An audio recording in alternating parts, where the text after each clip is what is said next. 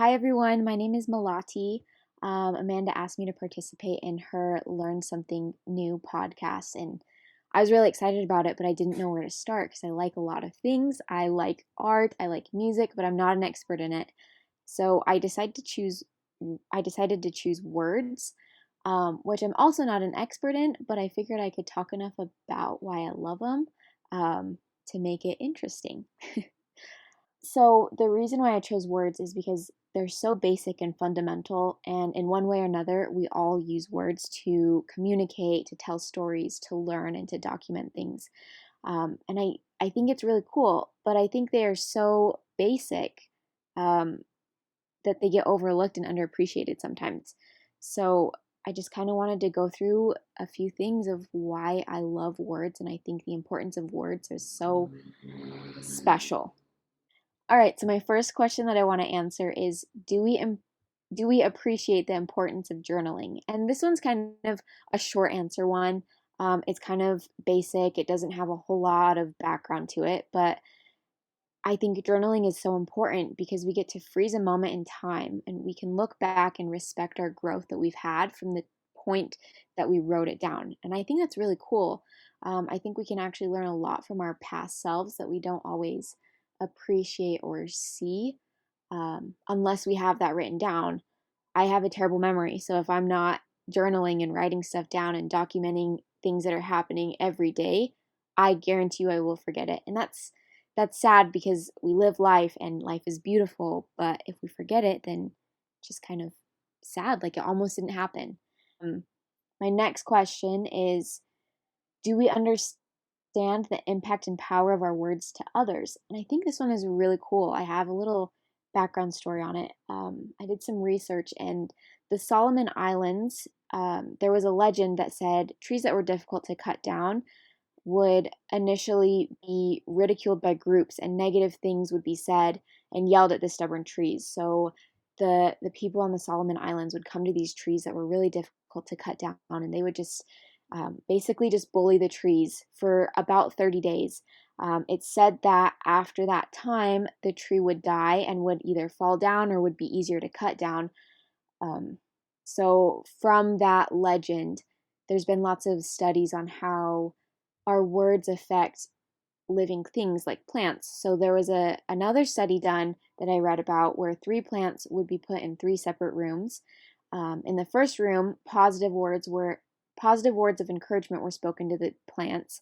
The second room, only negative words were spoken to the plants, and in the third room, the plant sat in complete silence.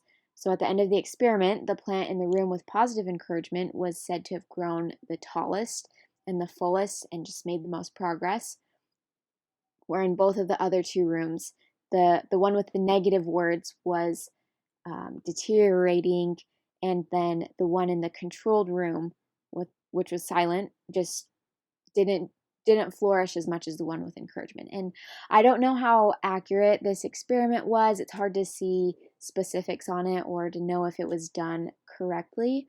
Um, but I like to believe that all living things benefit from good words. So I like to believe it. I think it's a really pretty thought to have. And I know for a fact that I do better when people give me compliments and say nice things to me. So just kind of something I like to live by, um, and understand that the words I say to other people affect them in a way that I might not see on surface level, but they continue to affect them after we've met. If words are very impactful, and I don't think we always understand that. So, do we honor the emotional pull we get from organized words? So, what I mean by organized words is like stories, whether they're written down or they're just told around a campfire, poetry, journals, all these words that we have access to, I guess, just in one way or another, words strung together. Um, that's that's what I like. So I really like poetry. I've just recently gotten into it again. Um, I think it's honestly, poetry is art. That's plain and simple. It doesn't need any fanfare.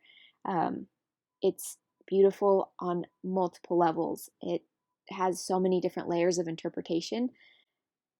I think it's phenomenal. I think anybody can relate to poems or appreciate poems no matter their education or no matter their, um, I don't know, just their lifestyle, anything. People can always just understand, but at least appreciate poetry for the words that they are and the art that they are. Um, so there, I've broken it down into three ways of interpreting poems. The first one is surface level, so that's where all the words are literal, and there's nothing wrong with that because there can still be so much appreciation for poetry in seeing it at face value. The next one is how we look at the author's level and reasoning for writing the poem. I think that one is really, really beautiful too because it helps us connect ourselves with the author, and that's just a person to person connection, which is a really cool thing. Oh, and the last way of interpreting poems is I like finding the meaning behind another author's words. I think it is lovely, and finding peace and understanding in someone else's work is just, even though it wasn't necessarily meant for you or your situation, just finding that love of their work, it's just really inspiring to me. And I really like writing. So obviously, the end goal of me writing is to have people, one, understand where I'm coming from writing it, but then also having them do their own personal um, relation to it, I guess, and understanding in their own experiences, um, and finding meaning in something that I write. That is so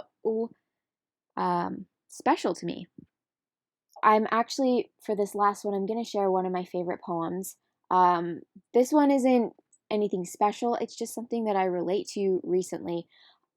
It's by Rachel Hunt Steenblick. It's in her book, Mother's Milk.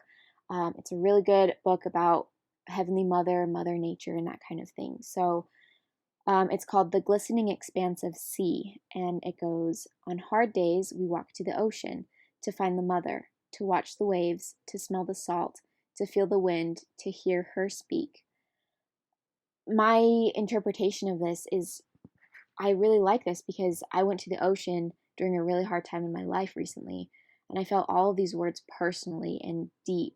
I felt Mother Nature or Heavenly Mother or just a greater power, and I found calming in the rhythm of the waves, and I felt overwhelmed by the expanse of the ocean. She goes through and lists all these different senses that you experience in the ocean, and it helped me forget about my problems briefly, and it was very spiritual and very healing. And that is to me the power of words, and I love it.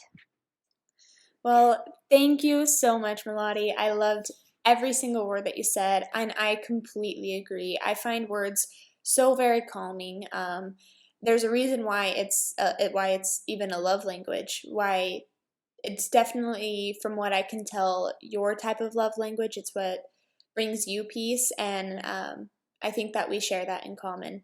Yeah, I would just like to thank you again for coming on my podcast. I'm so glad that you asked me to participate.